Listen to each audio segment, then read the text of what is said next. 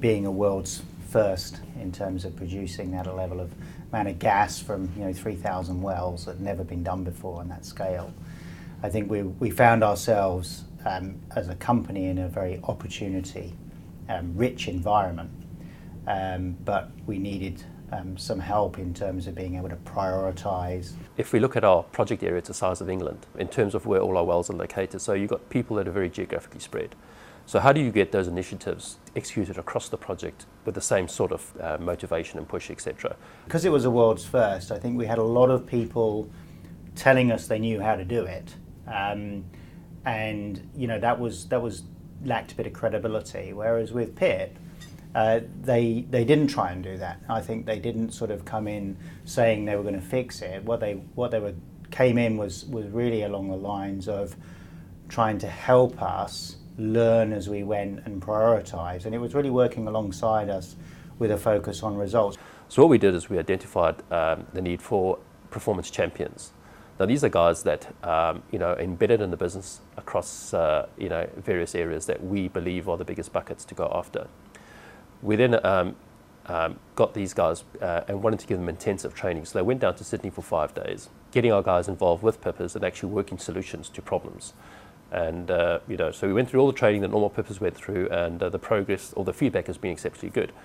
PIP, along with our own team, who were also key drivers in the results on this, worked alongside our team, and we ended up halving the costs of well sites, and we got it back up to our target rate, and that's continued long after PIP had exited that project. When you're halving the cost of well sites and you're doing 3,000 well sites, that's millions of dollars of savings that you're making. And the fact that it's continued after they've left, in terms of the rates that we were paying them to come in for a finite period of time, it's been incredible value for money for QGC. I think after the success that they brought in on the well sites, we were in a period where we sort of delivered the project successfully, and we were then in the process of having to triple production in the space of about a year. So in operations, we were in that camp. We had lots of underlying issues. Budget was being spent in areas that probably wasn't the most effective way to spend that money, and we just needed a better roadmap, and we needed some extra sort of hands on the deck and some kind of structure around how we could chase all of those opportunities to increase production, but increase it in a sustainable way so that we could get our underlying cost base down as well. Previously, I think we spent a lot of time evaluating projects, and by doing that we actually eroded a lot of value.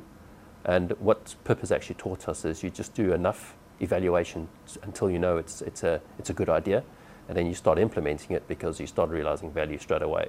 I'm quite skeptical when it comes to the use of consultants. I think they definitely have a place, and PIP are, one of the ones that I've worked with that I've found to be, really focused on results, very much embedded working alongside you, and making sure that when they leave the project, they create that sustainability in the organisation. I wouldn't have any hesitation at all in recommending PIP for, to work with other people, yeah.